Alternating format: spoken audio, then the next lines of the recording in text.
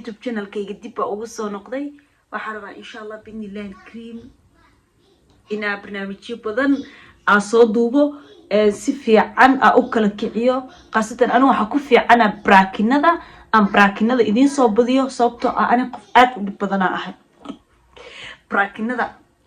ku ayso halka waa ka helay social media kale iyo halkan insha Allah halkan xooga saari doona hadda kadib sidoo kale to Soomaali Maxamedey arin codsi maanta u socda maadaama fiidiyoogii labaad aan maray inaan hadda soo dhigo maanta kaliya waxa laga soo codsaday dhibaatooyinka ka taagan qurbaha qaasatan Jarmalka maadaama aan Jarmalka joogo waliba u xog ogahay hablo badan dhibaatooyinkooda u soo taagnaa kuwaas oo kamid ah yacni dhibaatooyinkaas gabdha iga codsadeen inaan soo gudbiyo waxaan inaan soo gudbiyo oo faamilada ka dhex taagan aan ka hadlo insha Allah guda gali doona soo kaleeto waxa halkan leeyahay YouTube channel kan adaawanayso waa Huda Amuun channel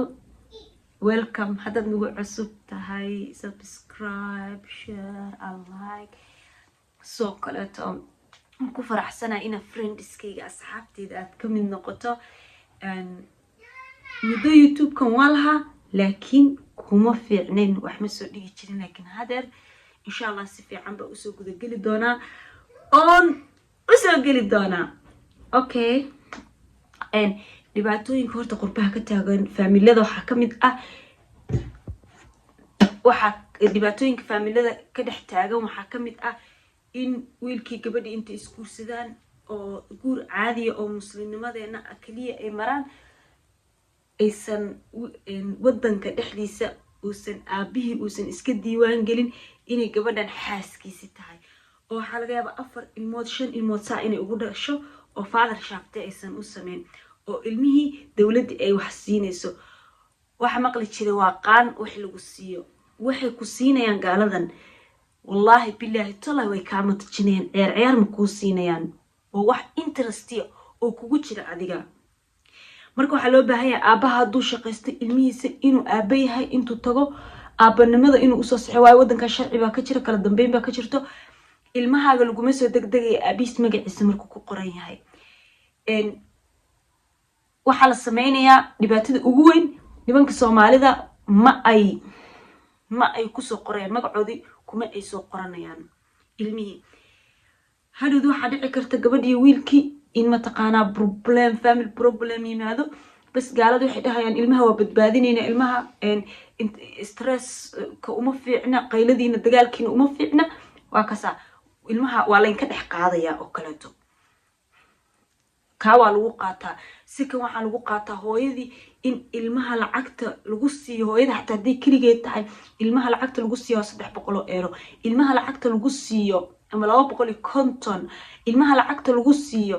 waa ina farxad ka siisaa waa inuu wuxuu ku ciyaara uga soo gadaa waa inuu ilmihi korkiisa ka muuqata dhar qurux badan ay qabaan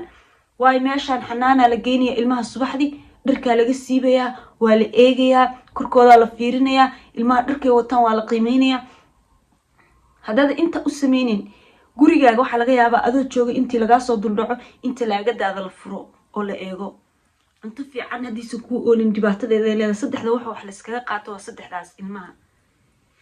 ilaa arko ma taqaanay toole adigoo gurigaaga tii marka runta la isku sheego lacagtii lagu siiyay ilmaha lagu talagalay aad Soomaaliya u dirtid ama ayuuta ka gashid ya wax ayman wadanka u diri kartaa laakiin ayuuta marka ka gashid lacagta ugu yaraan ayuuta $500 marka gashid oo $800 ay qaadanayso wadanka noloshiisa laafkiisa waa la wada garanaya maxaa isticmaalaysaa Yurubna waa la is ogyahay bil walba dhar baa la gataa bil walba waa ina ilmahaaga dhar u gataa waa ina wuxuu ku ciyaaro ku farxo u soo sameeysa ilmahaaga banaanka u saarta ilmihi markuu arko wax uu sarribin waxa laga yaabaa ilmihi xanaanada in la weydiiyo hooyada waxa ma ku sameeysaa no dhibaato oo imaanayso aabayaashina father shaft ilmihi uma sameynayaan taa waa lagu qaadanayaa soo marka dhibaatooyin badan ka taagan aad sidoo kale dhibaatooyinka ugu weyn waxa waaye in hooyadii ay sidoo kaleeto ay aada xaflado ilmaheeda ay uga tagto dad kaleeto war dadka xaasidiina isku yihiin sometimes wallahi been idinma sheegaan waxaani taariikh usoo taagna gabar ay soo wacday oo gabadhi ku dhacday ay iga sheekaysay gabaray saaxiib lilaahi ay yihiin baa waxay ku samaysay waxay tiri soo bax saaxiibay banaanka u soo bax banaanka marka gabadhan kuwii horeetay lama qabin kaan bay ku wada jirjireen kadib gabadhi waa la guursaday uura yeelatay ilmay dhashay ilmo markay dhashay sidaadii hore ma noqonaysid hooyaa noqonaysaa ilmahaaga waqti baa siinaysaa habeenkii 20 wax ka dambeeya ilmaha lama ogolo banaanka inaa la wareegtid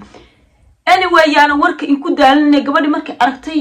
in xaaladu saa tahay adreeskeeda kaligeed baa taqaan cid kale maysa aqoon booliis bay u wacday waxay tiri ilmahaas gabadhina guriga ilaahay amarka waxay tiri markaas inta suuqa ka imaaday oo gurigeyga aan nadiifistay oo cuntadii aan karsaday soo qaatay baa TV-ga la soo agfariistay ilmaheygina TV-gu daawanayay fiiriya ayda markaas gurigeeda nadiifsatay ay bini aadan baa tahay gurigaaga isku dhex yaacsan waa la imaan karaa sometimes computer ma tihid baa booliis albaabka kusoo qarqaraca intay wacdo waxay tiri ilmaha wuu silacsan yahay hooyadiis baa qaracda ka gaara please fiiriya waa saaxiibtay waxay rabtaa kali ilmaha intii laga qaato in beritoole ay la wareegto oo kala meel walba ay la meeraysato booliisku markaa raba kusoo garaaca ninkeedoo shaqo kuma qanay wacday ha macaan saasa jirta askarti buu la hadlay iigu dhib yiri wuu la hadlay kali anaga wax kale uma socono inaa ogaano askarti gurigii markay soo gashay yaa ay arkeen meel walba oo nadiifa ilmihiioo TV-ga u daawanaya oo hurdo loo diyaariyey oo dharkii hurdada xataa qaba sorry naga raali noqda baa lagu yiri waa laga tegay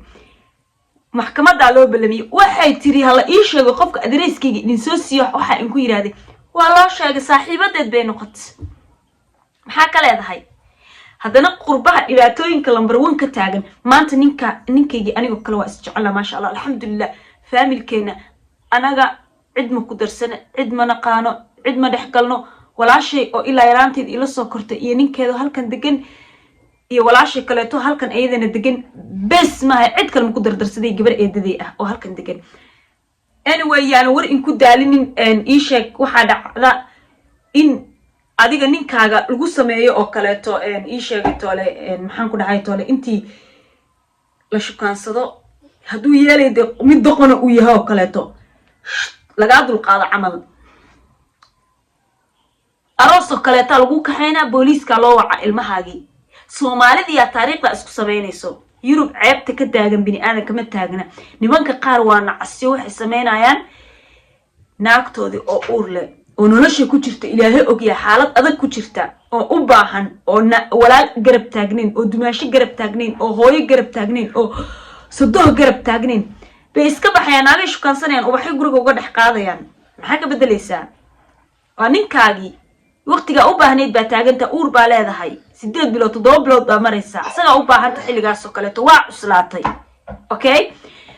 wallahi dhibaatooyin aad iyo aad ma taqaanay toole oo culus baa ka marka ilmaade reyaal oo Yurub maskax ka badan iyo maan ka badan baa lagu joogaa gabar walba waxa u sheegaya gabar bini aadan baratay oo qurba ku baratay horta ha aaminin gurigaagii noloshaada ha ku aaminin boqol naagood baa inta reere isqaba soo dhex galeen baa aakhirka ninka la wareega ayaga oo sariirta ayaga yeeshay ma fahanteen si kasto fariid u tahay iyo si kasto aqli u leedahay yaa fikir maskaxdaadana ka tali naag bini aadan yaa ilaa mida isla soo jabteen ilaa Soomaaliya yaa waaridka ay waaridka siiqaanaan ehelkaaga ma ahana naag kala soo dhaweysan naag qurba ma aha naag walaalna ma gasho lama soo dhaweysto qurba naag sakan mid kala idin sheegay waxa waaye ilma adeerayaalow gabdhow ya niban oo kale sidoo kale magac u yaala jirta iska eega ki gabdhaha u roon oo nasaba oo ma taqaana u jiljilicsan oo ma taqaana tolo u roon qurbahana waxa la dhahaa waa nacas kan ciila oo silciya naagaha oo ilmaha ku silciya oo gaaladu ka qaadatana waa fariid ma fahanteen Yurubna laba loo kala baxay qofka aqliga badnaa nacas buu noqday qofka nacaska ahaana fariid buu ku noqday ee gabdho waxa idin kula talinaya gaalada aala joogtaan oo wax idin siisa oo ilmaha in ku kantaroosha nacas oo kale ula dhaqma u qoslasa in kugu qoslaan oo kale ugu qosla markay damcaan inay stress kugu furaana yaa ilkaa cadee qosol bas maxay kugu dhibaysaa stress iyo xanaaq iyo yaanba lagaa helin wadi fahmaysan soma teeda kale hablow mid kaliya aan rabo inaan kala taliyo waxa waaye nin kasta aad rabtid inaad guursatid ama aad qabtid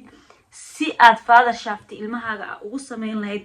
ilmahaaga inuu aabo u yahay wadankan sa uga saxiixi lahayd falankeeda gal waaye bari waa dhiman kartaa malakumoodka meelu jira ilaah baa og naftaan ilaah baa garanayo hadda ilmahaaga aabihiis uusan ku saxiixinayn oo bari aad dhimatid oo mutul qaflo kugu yimaado oo ama adigii aad mataqaanay toole ay ku diidaan ina ilmahaaga haysatid oo inay ka qaataan dabcan aabahood baa u doodi kara aabahood baa qaadan kara marka nin kasta waxa ka dhaadhicisaa suu ilmihiisa wadankan iskugu saxiixi lahaa hadii kala soo maahan braada banaankaana kala mari baa leedahay waa idin salaamaya waan idin jeclahay dhibaatooyin inta ka badan insha Allah waa idin soo gelin doona gabdho sheekaynaya oo hadlayo qadka ku jirana waa idin soo xiriirin doona waa idin keeni doona waa idin jeclahay Soomaali Maxamed YouTube-kayga hadaa ku cusub tahayna subscribe okay